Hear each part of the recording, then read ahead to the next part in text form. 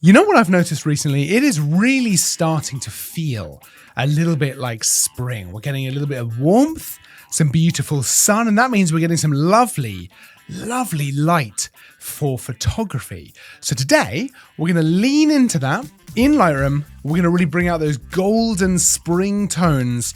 Let's just get into it. It's Tutorial Tuesday.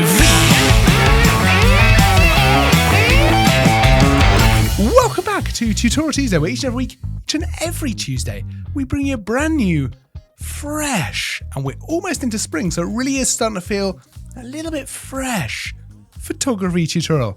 Let's dive into Lightroom Classic. We're going to be working with this photo, where we are going to really try and maximize and bring out those golden tones. Of course, we've got a lot of green here to work with, some brown, but we can really maximize the kind of light, and it's going to help us kind of really prioritize the subject as well, make it pop a little bit in the scene. So the first thing I'm going to do is actually crop this a tiny bit, right? Sometimes when you're doing wildlife photography, you can't quite get the exact shot you want it to go for because you need to move quickly if the animal is going to move. But in this case, I just want to make a slight crop, something like this, which I think is going to work better for this image. Yeah, that works pretty well. I might even just move this across a little bit, something like that.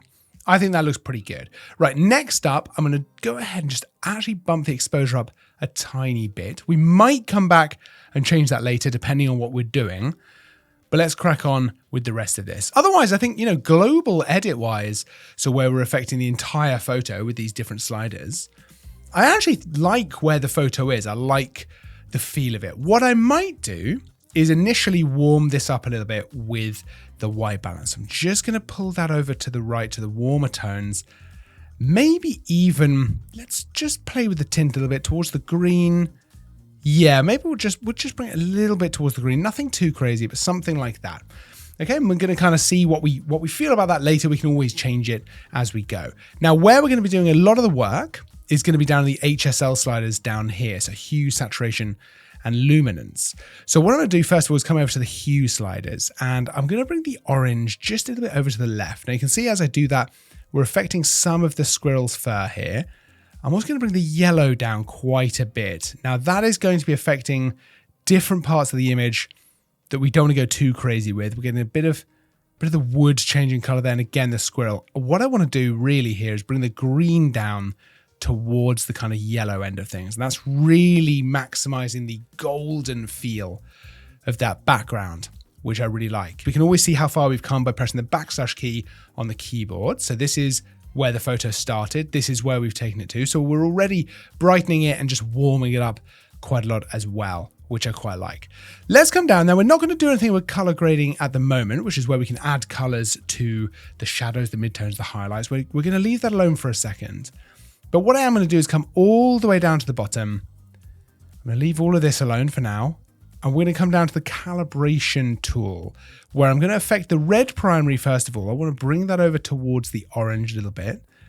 Now, sometimes a good technique with the calibration tool is actually to go really far with things just to see how it's going to affect the image. You can see with this one, it's really going to make things look very yellow. So we don't want to do that, but we might want to bring it over just a touch. So something like +9, right? Green primary, I'm actually going to leave alone. If we were to move this around, we can see what it's doing here. And you can see it really affects the image. But for now, I'm actually going to leave it alone a little bit. I might just bring it just a touch over towards the yellow. But the blue primary, I want to bring over to the left as well. Just because that's going to give us a nice kind of almost, this is the kind of thing I would do for a nice orange and teal color grade. And that's going to help us here lean into that warm tone because we don't have a lot of blue here to be playing around with. So it's really going to lean more into that orange and therefore that kind of warm feel. So we're really kind of getting that coming through in the image now. Now, the next thing we're going to want to do really is play around quite a bit with masking to kind of play with the light and also the colors as well. So we're going to come up here to the masking panel. There's a couple of things that I really want to do. The first one is bring in a linear gradient coming in from the top right. Now that's where our primary kind of light source seems to be, right? So I want to kind of accentuate that a bit. We're going to bring the exposure up a bit, something like this. I'm going to come down. I'm actually going to bring the dehaze down as well. And that is going to give us a little bit of a feel of kind of light spilling in from the top there. If I turn this mask off and back on, you can see kind of what that's doing. Let's do a contrasting mask here. So from the bottom left, I'm actually going to bring this in across the tree, something like this. It's a little bit feathered across the tree, which is nice. And I'm going to bring that exposure down a little bit. I'm also similarly going to bring one in from the bottom. So something like this, and just bring that exposure down as well. Not too much, but something like that. Now, because we now have light coming in from the top right, we might want to address the light on our subject a tiny bit here as well. So I'm going to bring that in again, something like this. But this time we're going to do something a little bit different. I want this to fall onto our subject and come up to this mask, right click, go intersect mask with, and then select subject. That's only going to apply that linear gradient now to where it also applies to the subject, which Lightroom is able to identify like so. We can also add to the mask, which I'm going to click here and click brush, because as you can see by the red overlay, it's not taking into account the tail here. So I just want to get this top part. And actually, as you can see, as I've brushed that on, it's a little bit too intense. So I'm going to press Ctrl Z to undo that. And what I'm going to do is come add brush. I'm going to bring the flow right down, something like 20%. Now that means that as I brush this on, you can see it's now brushed on at a much, almost like a lower opacity. And you can actually build it up by brushing over the same areas. And what I want to do is actually just bring that exposure up a little bit. So we've almost got the light falling onto our subject there. I think that actually looks pretty good. I'm just going to make sure we've got a little bit of the face here as well. There we go. Okay, that's looking pretty good. If we turn that mask off and then back on, you can see that that is lighting that side of our subject. Now, similarly, we want to do a contrasting mask just to darken the other side a little bit. I've gone brush there. What I actually mean to do is a linear gradient. I'm going to bring this in something like this. Just make that nicely feathered, something like this. And then we're right click, intersect mask with, select subject. We can still move the mask around, but now it is only affecting our subject there. And I'm going to come up and I'm going to go ahead and just darken this a little bit. Nothing too crazy. There we go. I think that's looking pretty good. So let's turn off all the masks, which we can do by just clicking and holding on this eye icon up here. This is what it looks like without the mask. So I was still pretty happy with this, but we've really addressed a lot of things with the exposure and the light. So with the mask, this is now where the image is kind of sitting. Okay, let's play around a little bit with the color. Now we're going to go create new mask. This time we're going to go color range. This allows us to pick a color in the image and then actually create a mask only for that color. So let's go ahead and pick this kind of yellow in the background. Great, and we can refine this. I'm actually going to just bring this slider up a little bit. The more I bring this up, the more of the image it's actually going to select. So I think that looks pretty good. I want to get as much of this background as possible. And I'm going to come down here to the hue layer here. So the hue slider. Now I've got use fine adjustment ticked on. If I tick that off for a second, as I move this, you can see it moves pretty fast and we can change the colors. Double click to reset. If I go use fine adjustment, let's press O just to get the overlay to turn off for that mask. Now, as I move things very quickly, it doesn't move as fast. So we're able to make much smaller adjustments much more easily, even with large mouse movements, which I think is really important. What I want to do is with the use fine adjustment turned on, I'm going to move this to the left to kind of warm or move it more towards sort of an orange feel. So we're almost kind of warming it up a little bit. We don't want to go too crazy with it. You know, adjusting the hue of any part of an image can start to cause issues you don't necessarily want. So we don't want to go too crazy, but if I turn this mask off and back on, you can see it's making it a subtle difference, but I quite like it. We might even want to move it along a little bit more, something like that. I actually think that that's looking pretty good. Let's turn it off and back on. Great. Do you know what? I don't hate that. Let's go ahead and do one more mask here. We're going to do a radial gradient right across our squirrel friend here, something like this. I'm just going to bump the exposure up a tiny bit. I don't want to go too crazy. I want it to be very subtle, but I want to make sure that the brightest area of the image is on our subject there. Great, that's looking good. Now, this is where we might want to experiment a little bit. I'm going to go another mask, a radial gradient. I'm actually going to make this quite a large kind of radial like this. I'm going to right click, I'm going to intersect mask with select background.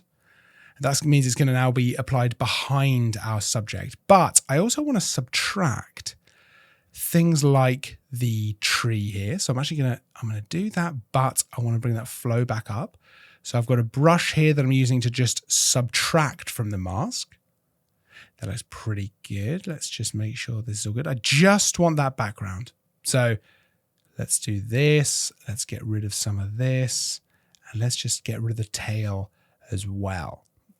Great. Now, this is a little bit of an experiment. I don't know exactly how this is going to look. Just to give us a little bit of contrast from the background and our subject, I'm actually going to play around with just boosting the exposure behind our subject, make it a little bit brighter, something like that. I'm not sure how I feel about that, but if I turn that off and turn that back on, just gives us a little bit of a pop behind, which I don't hate. We're going to leave it on for now. Let's go back to the overall edit. I'm actually going to move the white balance, the tint, a little bit more towards the magenta again, back to where it was when we started, which is funny. But sometimes you want to go back and re-explore previous things. Okay, I think this is actually looking pretty good. I'm pretty pleased with where we've got here. Let's go ahead and press the backslash key to see where the photo started.